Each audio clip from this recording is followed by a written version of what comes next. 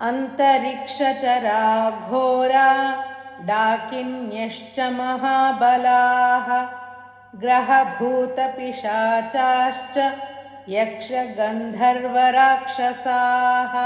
अन्तरिक्षचरा घोरा डाकिन्यश्च महाबलाः ग्रहभूतपिशाचाश्च यक्षगन्धर्वराक्षसाः। ब्रह्मराक्षसवेतालाः कूष्माण्डा भैरवादयः नश्यन्ति दर्शनात् तस्य कवचे हृदि संस्थिते। ब्रह्मराक्षसवेतालः कूष्माण्डा भैरवादयः नश्यन्ति दर्शनात् तस्य कवचे हृदि संस्थिते। मानोन्नतिर्भवेद्राज्ञस्तेजो वृद्धिकरं परम् यशसा वर्धते सोऽपि कीर्तिमण्डितभूतले।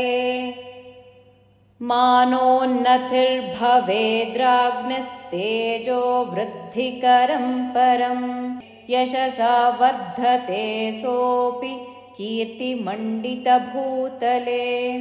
जपेत् सप्तशतीं चण्डीं कृत्वा तु कवचं पुरा यावद्भूमण्डलं धत्ते सशैलवनकाननम्।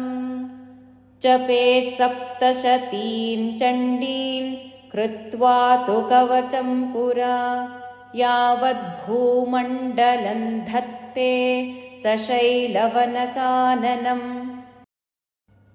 तावत्तिष्ठति मेदिन्यां सन्ततिः पुत्रपौत्रिकी देहान्ते परमं स्थानै यत्सुरैरपि दुर्लभम्। तावत्तिष्ठति मेदिन्यां सन्ततिः पुत्रपौत्रिकी देहान्ते परमं स्थानै यत्सुरैरपि दुर्लभम्। प्राप्नोति पुरुषो नित्यं महामाया प्रसादतः लभते परमं रूपं शिवेन सह मोदते। प्राप्नोति पुरुषो नित्यं महामाया प्रसादतः लभते परमं रूपं शिवेन सह मोदते। इति वाराहपुराणे हरिहरब्रह्मविरचितं देव्याः कवचम्।